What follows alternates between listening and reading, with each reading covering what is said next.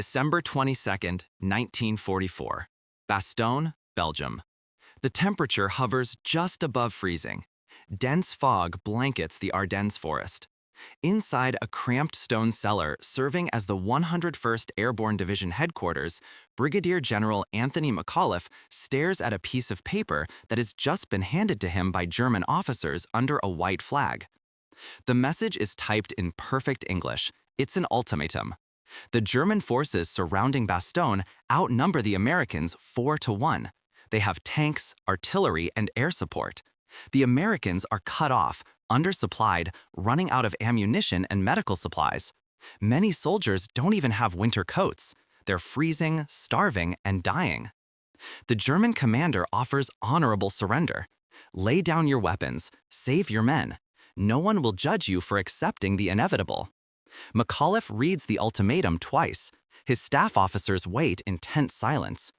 Outside, the sound of artillery echoes through the frozen forest. The fate of the entire Allied advance hangs in the balance. If Bastogne falls, Hitler's desperate counteroffensive might succeed. The war could drag on for months, perhaps years. Hundreds of thousands more will die. McAuliffe looks up from the paper. His officers expect a lengthy, diplomatic response. Military protocol demands careful consideration of such proposals. But McAuliffe isn't a man of many words. He speaks one word. Just one. Nuts. His staff laughs nervously. Surely the general is joking. But McAuliffe isn't joking. He's deadly serious. That's his official response to the German ultimatum. One word that will echo through history. One word that will define American defiance in the face of impossible odds. One word that will help determine the outcome of World War II.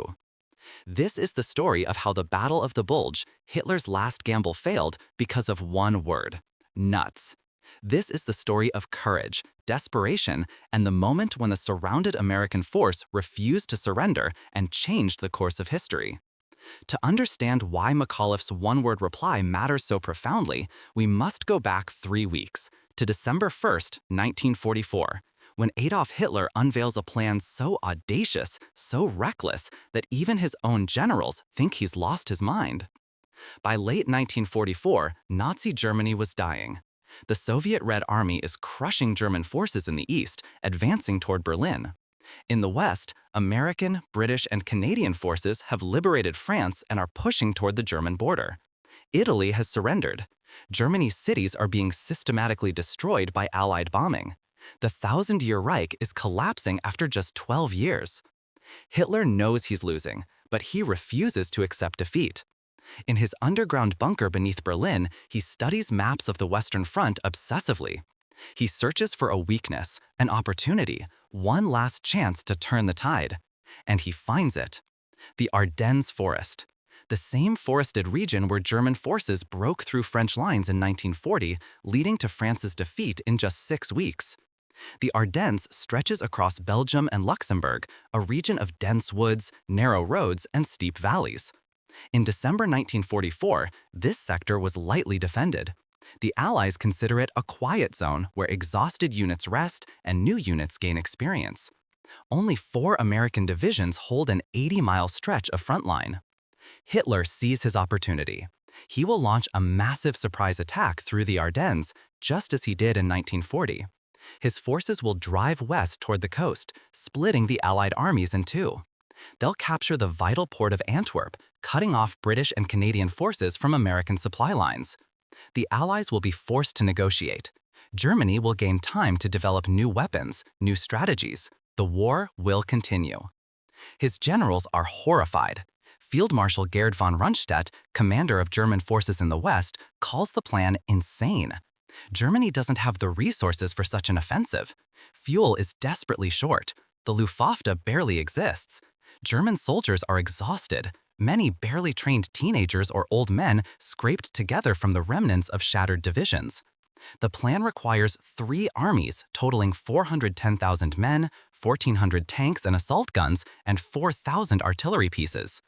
Even if they achieve complete surprise, the generals argue, the offensive cannot succeed. Hitler doesn't care. He overrules every objection. The attack will happen. codename Wacht am Rhein, Watch on the Rhine. To deceive Allied intelligence, Hitler spreads rumors that Germany is preparing defensive operations along the Rhine River. Meanwhile, under cover of darkness and radio silence, German forces mass in the Ardennes forests. The date is set, December 16, 1944. 0 hour, 5:30 in the morning. December 16, 1944, 5:30 a.m. The Ardennes forest erupts in thunder. 2,000 German artillery pieces open fire simultaneously along an 80-mile front. Shells scream through the pre-dawn darkness, smashing into American positions. Soldiers who were sleeping in farmhouses and foxholes are blown apart before they can reach their weapons. Command posts are destroyed, communication lines are severed, chaos reigns. At 6:30 a.m., the barrage lifts. Out of the morning fog, German infantry emerges. Behind them, tanks roll forward. The offensive has begun. The surprise is total. American forces are completely unprepared.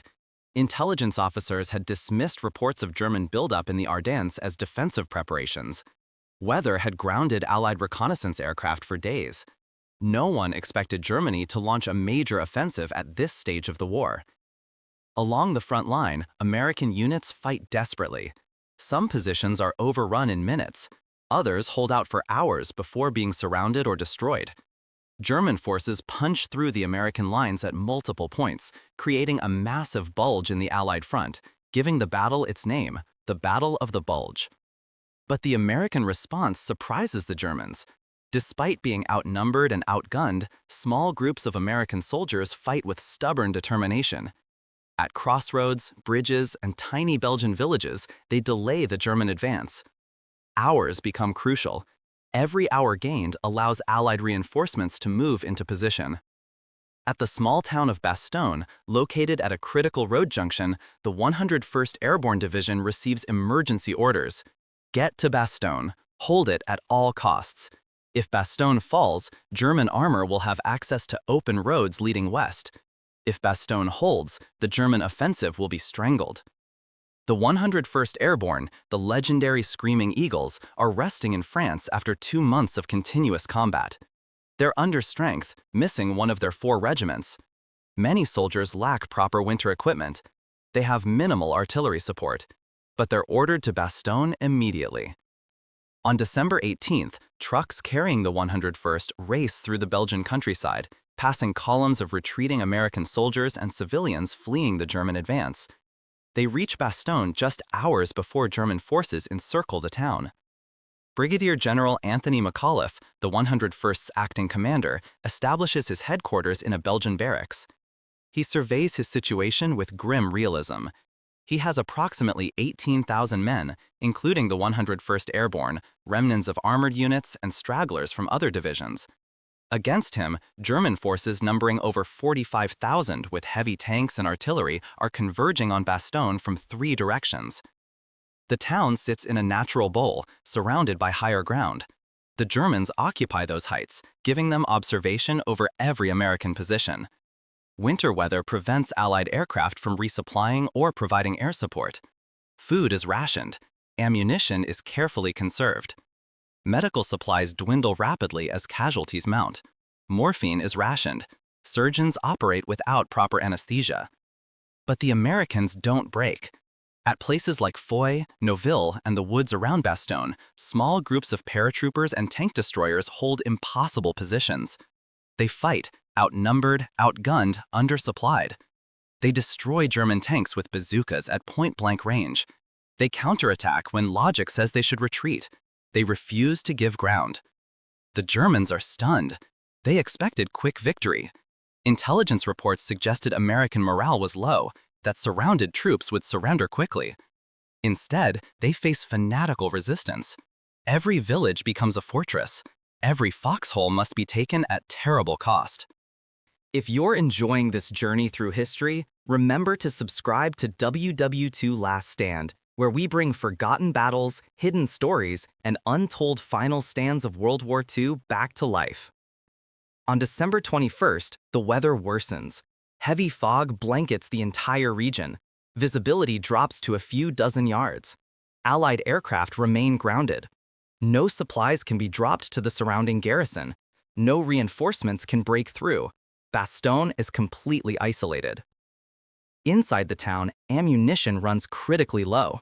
Artillery crews ration their shells, firing only at confirmed targets.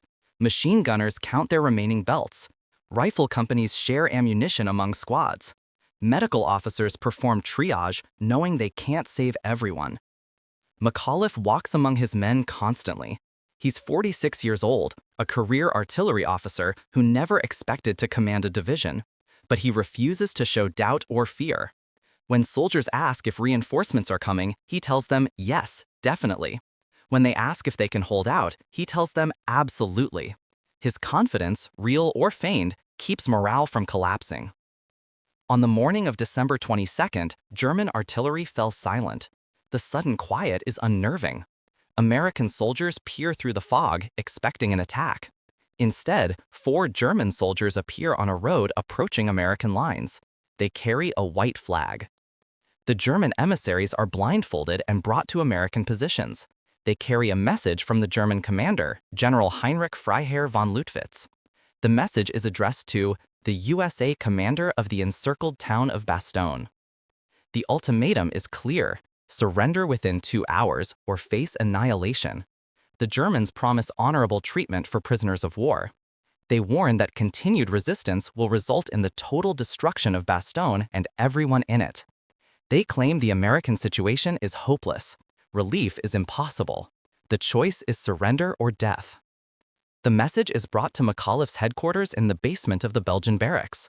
Staff officers wait anxiously for his response. The situation is objectively desperate.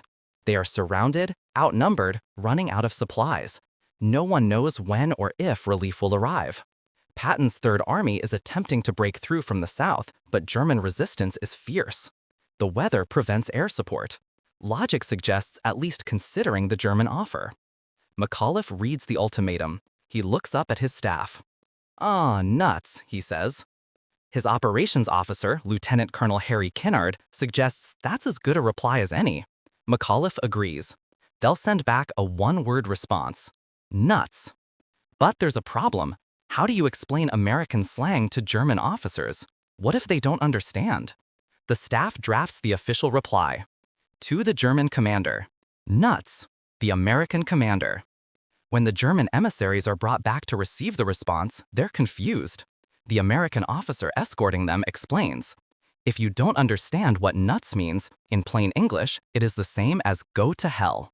And I'll tell you something else. If you continue to attack, we will kill every goddamn German that tries to break into this city." The Germans leave. The message is delivered. Within the hour, German artillery resumed. The battle continues. McAuliffe's defiant response galvanizes the American defenders. Word spreads through the defensive perimeter within hours. Nuts becomes a rallying cry. Soldiers repeat it to each other, laughing despite their desperate situation. It's absurd, inappropriate, perfect. One word that captures American irreverence and refusal to quit. But words alone won't win the battle. The Germans intensify their attacks. On December 23rd, they launch coordinated assaults from multiple directions, trying to overwhelm the defense before American reinforcements arrive. Tank battles rage in the frozen forests. Infantry fights hand-to-hand in shattered villages. Casualties mount on both sides. Then, on the morning of December 23rd, the weather breaks.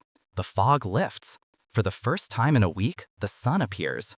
And with the sun comes the thunder of aircraft engines. Hundreds of C-47 transport planes appear over Bastogne, escorted by P-47 Thunderbolt fighters. The transports drop supplies by parachute: ammunition, food, medical supplies, plasma for the wounded. Colored parachutes fill the sky like flowers blooming in midair. American soldiers cheer, tears freezing on their faces. They're not forgotten, they're not alone. The P-47 fighters strafe German positions, attacking tanks and artillery. Medium bombers hit German supply lines.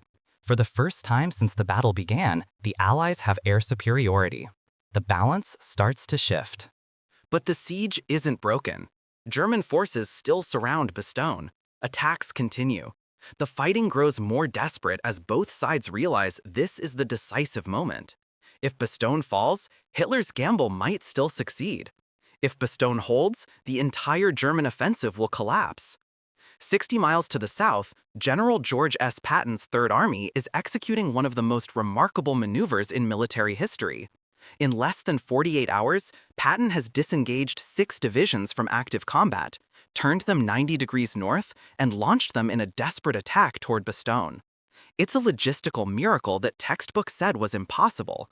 Patton does it anyway. His lead element, the 4th Armored Division, fights through fierce German resistance. Progress is measured in yards, not miles. German forces know what's happening. They fight to stop the relief column with suicidal determination. Tank battles rage across snow-covered fields. The 4th Armored takes horrific casualties but keeps advancing. Inside Bastogne, McAuliffe and his men don't know if relief will arrive in time. They can hear the sounds of battle to the south, the thunder of Patton's artillery growing closer. But they can also hear German tanks massing for what everyone knows will be a final, all-out assault. It's a race. Will Patton arrive before Bastogne falls? December 26, 1944, 4:50 p.m. Lieutenant Colonel Crichton Abrams, commanding officer of the 37th Tank Battalion, 4th Armored Division, leads his Sherman tanks down a road toward Bastogne. German fire is intense. Tanks are destroyed. But Abrams keeps moving forward. At 4:50 p.m., his lead tank makes contact with American paratroopers from the 101st Airborne on the southern edge of Bastogne's perimeter. The siege is broken. The corridor is narrow, barely a few hundred yards wide, and German forces will contest it for days. But supplies can flow, wounded can be evacuated, reinforcements can enter. Bastogne has held. The relief of Bastogne marks the turning point of the Battle of the Bulge. Hitler's offensive, which began with such promise on December 16th, grinds to a halt. The Germans never reached the Meuse River, let alone Antwerp. The bulge they created in Allied lines extends 60 miles at its deepest point, but it's a bulge surrounded on 3 sides by American forces. Now, the hunters become the hunted. American forces counterattack from north and south, compressing the bulge. The weather remains clear, allowing Allied aircraft to dominate the skies. German supply lines, already strained, collapse under constant air attack. Fuel shortages immobilize German tanks. Ammunition runs low. The German soldiers who fought so fiercely in the offensive's first weeks now retreat in disorder. By mid-January 1945, the Bulge was eliminated. German forces withdraw to their starting positions, having gained nothing. The offensive has cost Germany dearly, 100,000 casualties, including 19,000 killed. Hundreds of tanks are destroyed or abandoned. Germany's last mobile reserves are shattered. The Luftwaffe loses what little remained of its fighting strength in desperate attempts to support ground forces. Hitler's gamble has failed utterly, and the failure can be traced directly to Bastogne. If McAuliffe had surrendered on December 22nd, German forces would have secured the critical road junction. Armor would have flowed west unimpeded. The offensive might have reached the Meuse River. The war might have dragged on for months longer. But McAuliffe didn't surrender. He said nuts. And that one word, that absurd, defiant, quintessentially American response, changed everything. The 101st Airborne Division suffered 2,000 casualties during the siege of Bastogne, but they inflicted far greater losses on German forces. More importantly, they held a position everyone said was indefensible. They proved that American soldiers, when pushed to the limit, would not break. The Battle of the Bulge cost the United States 19,000 killed, 47,500 wounded, and 23,000 captured or missing. It was America's bloodiest battle of World War II, but it was also Germany's last offensive in the West. After the Bulge, German forces never again launched a major attack. They retreated, fighting desperate defensive actions until the final surrender in May 1945. In the weeks and months following the battle, McAuliffe's one-word response became legendary. Newspapers print the story across America. "Nuts" appears in headlines. The reply embodies everything Americans want to believe about their soldiers: courage, determination, a refusal to accept defeat, and a sense of humor even in the darkest moments. McAuliffe himself is embarrassed by the attention. He's a professional soldier who did his duty.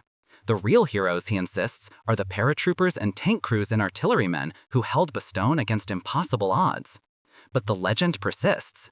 Nuts become synonymous with American defiance. The 101st Airborne Division suffered 2,000 casualties during the siege of Bastogne, but they inflicted far greater losses on German forces. More importantly, they held a position everyone said was indefensible. They proved that American soldiers, when pushed to the limit, would not break. The Battle of the Bulge cost the United States 19,000 killed, 47,500 wounded, and 23,000 captured or missing. It was America's bloodiest battle of World War II. But it was also Germany's last offensive in the West. After the Bulge, German forces never again launched a major attack. They retreated, fighting desperate defensive actions until the final surrender in May 1945. In the weeks and months following the battle, McAuliffe's one-word response became legendary. Newspapers print the story across America. "Nuts" appears in headlines. The reply embodies everything Americans want to believe about their soldiers: courage, determination, a refusal to accept defeat, and a sense of humor even in the darkest moments. McAuliffe himself is embarrassed by the attention. He's a professional soldier who did his duty. The real heroes, he insists, are the paratroopers and tank crews and artillerymen who held Bastogne against impossible odds. But the legend persists. Nuts become synonymous with American defiance. Years later, historians debate whether the reply really mattered. Some argue it was symbolic but militarily insignificant. The Germans would have attacked regardless of McAuliffe's response. Patton's relief column was already on its way. The outcome would have been the same. But those who were there disagree. Bastogne's defenders remember how that one word lifted their spirits at the darkest moment. It told them their commander believed they could hold. It gave them permission to be defiant instead of desperate. It transformed their situation from hopeless to heroic. And perhaps that's the real significance of nuts. In warfare, morale is as important as ammunition. Soldiers who believe they can win will fight harder, longer, more effectively than soldiers who believe they're doomed. McAuliffe's response didn't change the physical reality of Bastogne's situation, but it changed the psychological reality. It transformed surrounded men into defenders of a cause. The German commanders never understood. To them, McAuliffe's response seemed foolish, irrational. A professional military officer faced with overwhelming force should negotiate, not insult. But they failed to understand American military culture, which values aggressive confidence and creative insubordination.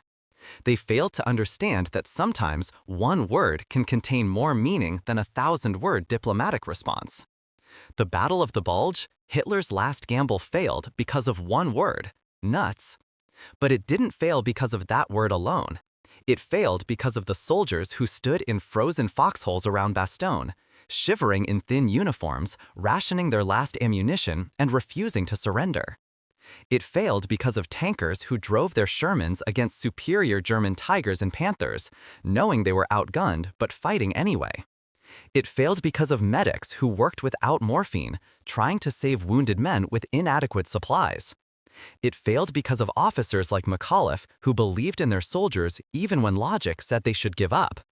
Nuts was just one word, but it represented something larger: the American spirit that refuses to accept defeat. The same spirit that carried soldiers through Valley Forge, Gettysburg, and the beaches of Normandy.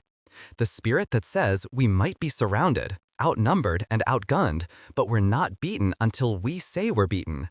And we're not going to say it. General McAuliffe survived the war. He continued serving in the army, eventually retiring as a 4-star general. He rarely spoke about Bastogne, uncomfortable with his celebrity status. When asked about his famous reply, he would shrug and say he was just doing his job. But to the men who fought under him, he was the commander who refused to surrender when surrender seemed inevitable. He was the man who said nuts when everyone expected capitulation. Today, a monument stands in Bastogne, honoring the Americans who defended the town. Visitors can walk the foxhole positions in the woods around the city. They can visit the cellar where McAuliffe gave his legendary reply. They can see the Belgian civilians who remember the Americans who saved their town in the coldest, darkest winter of the war. The Battle of the Bulge reminds us that wars aren't won just by superior weapons or larger armies. They're won by soldiers who refuse to quit, by commanders who inspire confidence even in desperate situations, by small groups of men and women who stand their ground when everyone expects them to run. That's the legacy of Bastogne, not just a military victory, but a testament to human courage and determination. A reminder that sometimes the most powerful weapon is the refusal to surrender, and sometimes that refusal can be expressed in just one word: nuts. This is WW2 Last Stand, where we bring forgotten battles, hidden stories, and untold final stands back to life. If this story of courage and defiance moved you, explore our channel for more documentaries that honor the soldiers who changed history. Remember their sacrifice, remember their courage, and remember that freedom is defended not just by armies, but by individuals who refuse to surrender their principles no matter the odds.